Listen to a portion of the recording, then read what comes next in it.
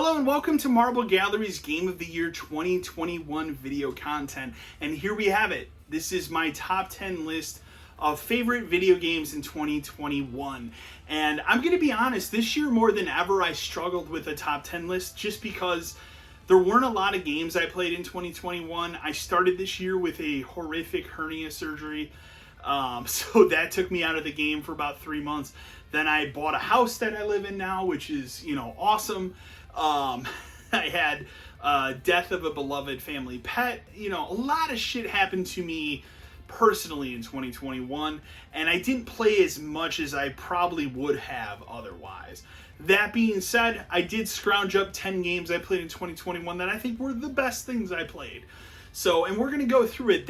With that being said, there is one thing that I've always had a stipulation for in the past that I'm changing this year, and that is having a remaster on the list. I do have a remaster on this list. It was a weak year, guys. I had to do it, and I think the remaster was strong enough of this particular game. So let's go ahead and start from the top at number 10. Number 10 is Far Cry 6. Far Cry 6 isn't special, I'll be honest. I think the story is one of the worst of Far Cry. It's the sandbox that I enjoyed, and I think with the story stuff falling really, really short with Far Cry 6, getting someone like the Breaking Bad bad guy who is awesome, they really squander him in this game. I think that part of the game is so weak, but the sandbox is the best it's ever been, and that's what kept me coming back to this game. So Far Cry 6, number 10. Number 9 on my list is a PS5 exclusive, one that I never finished. There are a couple games on this list that I did not finish. I'll point that out if I didn't. I am still actively playing this game, but I do really enjoy it, and that is Returnal. Now, Returnal is an interesting beast because I really like the roguelike genre. I love that type of game. With that being said, Returnal had one major problem. That is, the runs of this game can be 2 to 3 hours long. That is way too long for a roguelike game. So what they did recently, they patched it so you can save the game mid-run. I do think that goes a long way in fixing some of the problems of the game. That being said, I like the setting of this game. It borrows a lot heavily from Ridley Scott Alien, which I adore. And I think that the controls are really, really tight. This is Housemarque, who's known for a lot of those bullet hell games, and this is like a big budget bullet hell game, and I think it really, really works. So that's number 9 on my list. Number 8 on my list is a remaster, and that is Mass Effect Trilogy, or I think they called it the Legendary Edition. You guys know on the channel, massive Mass Effect fan, love this franchise to death. I was most excited for the remake of Mass Effect 1, which is the best way to play that game now, bar none. And I'm actually replaying the first one right now. That's the game I'm currently playing. I really enjoyed this. I really enjoyed going back and playing through all 3 of the games this past summer when it came out. And I'm still enjoying my time going back now and playing again. This is like my video game level comfort food is what I would call it. I play Mass Effect once a year, the entire trilogy. And I just love coming back to these games. Having a great new remaster of it on a console is fantastic, and it runs flawlessly on the Series X. So that's number 8 on my list. Number 7 on my list is a horror game, and one I played recently, and that is the latest entry in the Dark Pictures anthology, House of Ashes. Now, I have played all of these games that have come out. This is the first one that really, really clicked for me. I really enjoyed Man of Medan. I enjoyed Little Hope more than Man of Medan, but I still had problems with them. This one takes a really interesting setting, being set in like 2003 during the Iraq War, and it twists it on its head with a supernatural story that is actually a real-ass supernatural story. There's no like human error element of it like there is in the other Dark Picture games, so I really appreciated that. It's also the best looking of these games. This is a jaw-dropping game when it comes to visuals, and there are a lot of times playing on the new OLED TV that I just purchased over the holidays that my mouth was just wide open because I was stunned at how good this game looks.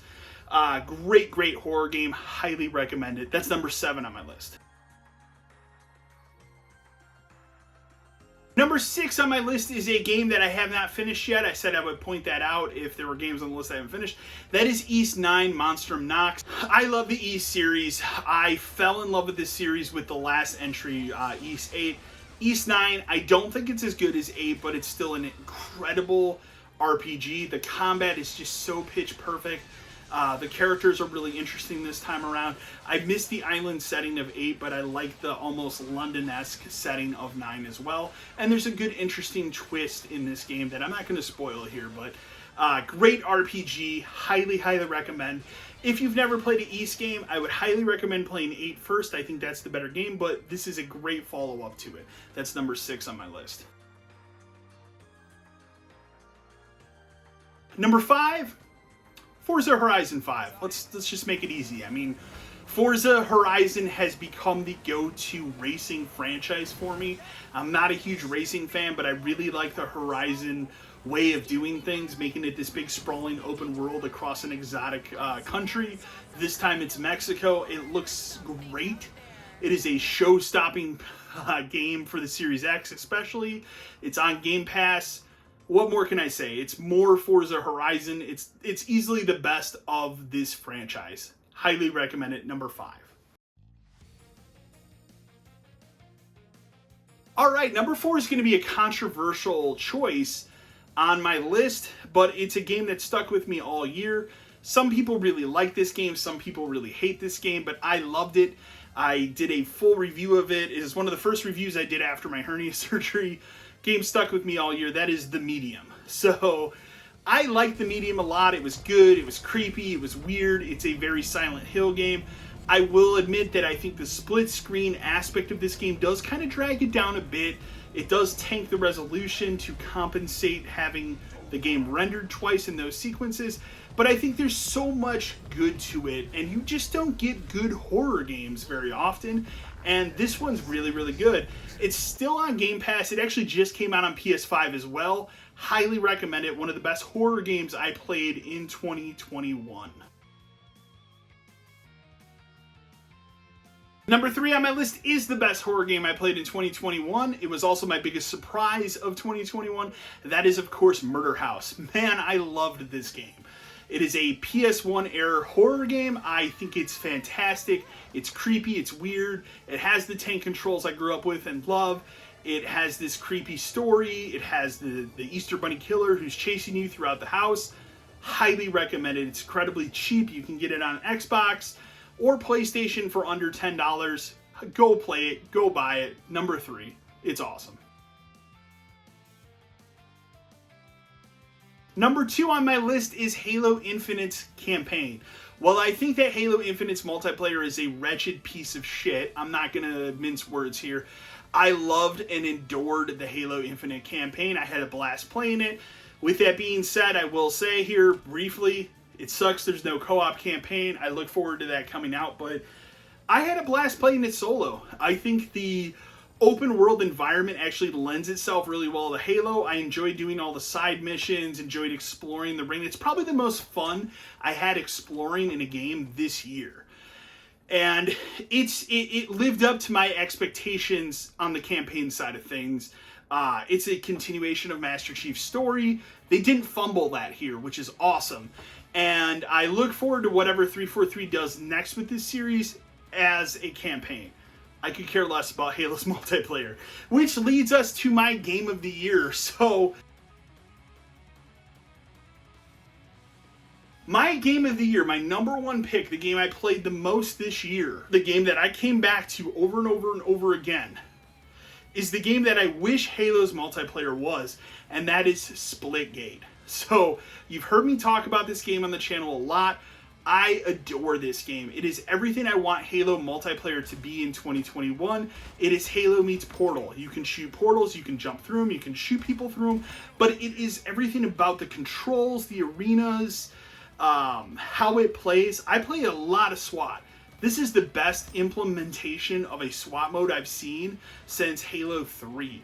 It is incredible. It harkens back. In fact, the game harkens back to Halo 3, and that is my favorite Halo in terms of campaign and multiplayer. So I can't say enough good things about it. It's dirty for me to put a free-to-play game on here, but I'm going to be honest, you don't have to spend a dime, and you can have a incredible time with this game.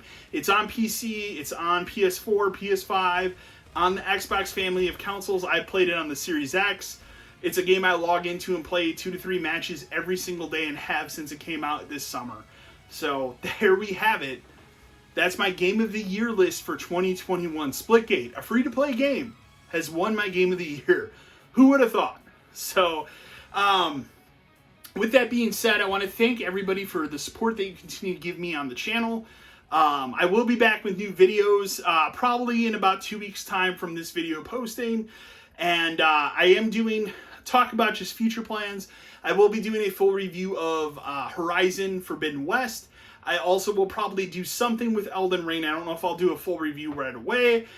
Those are kind of the two biggest, like, real big games coming out. Other than that, just stay tuned for more plans with the channel, more interesting things. I'll talk about them as they happen. Always follow me on Twitter. That's where I kind of post what's going on with the channel most frequently. So, and yeah, other than that, I'm happy to be here. It's 2022, and let's get rolling with new videos. So remember to like, share, and subscribe to the channel. And as always, until next time.